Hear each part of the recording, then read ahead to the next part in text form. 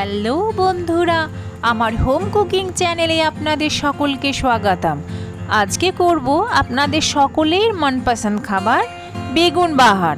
বেগুন বাহার ভাত রুটি সবার সঙ্গে জাস্ট জমে যাবে। বেগুন বাহার করতে লাগবে আমার 500 গ্রাম বেগুন, একটা পেঁয়াজ কুচি, অল্প ক্যাপসিকাম, 3-4টা কাঁচা লঙ্কা। এবার কড়াইয়ের মধ্যে সাদা তেল দিয়ে দেব।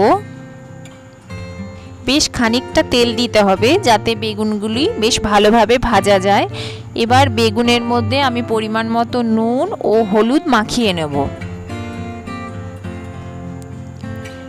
ভালোভাবে নুন হলুদ মাখানো হয়ে গেলে এবার বেগুনগুলি আস্তে আস্তে সব ভেজে নেব।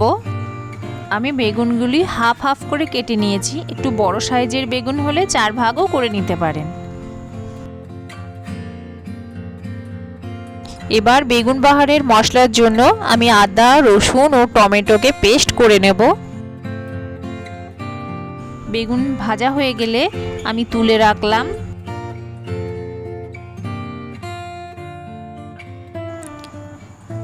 কড়াইয়ে তেলের মধ্যে দেব একটা শুকনো লঙ্কা আর অল্প পরিমাণ কালো জিরে।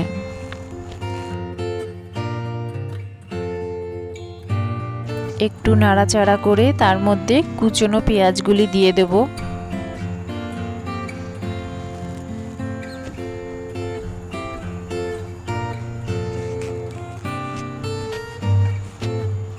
ভালোভাবে নাড়াচাড়া করে একটু খরা খরা করে ভেজে নিতে হবে।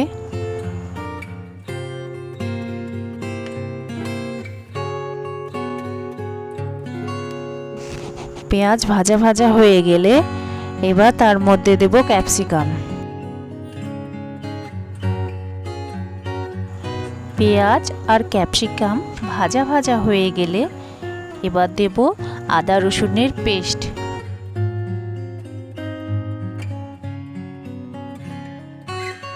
এবার ভালো করে কষাতে হবে।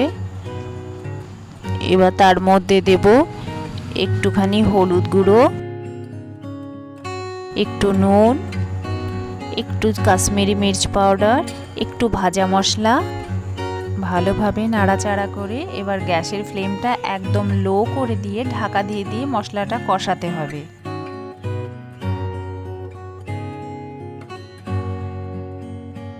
কষানো হয়ে গেলে এবারে একটু কসুরি মেথি দিয়ে দিলাম।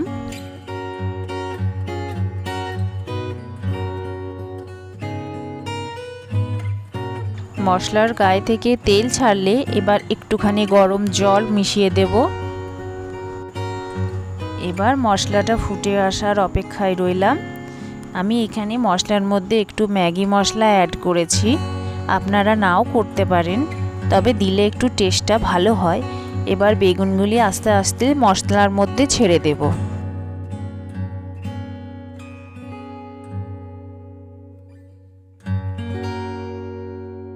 এবার একটু উল্টে পাল্টে নেব। বাস তৈরি হয়ে গেল বেগুন বাহার। এবার ভাত রুটি সবের সঙ্গে খুব ভালো লাগবে এই বেগুন বাহার খেতে। আপনারা একদিন করে দেখবেন। আমার চ্যানেল যদি আপনাদের ভালো লেগে থাকে তাহলে প্লিজ লাইক করবেন, শেয়ার করবেন আর সাবস্ক্রাইব করতে ভুলবেন না। Thank you.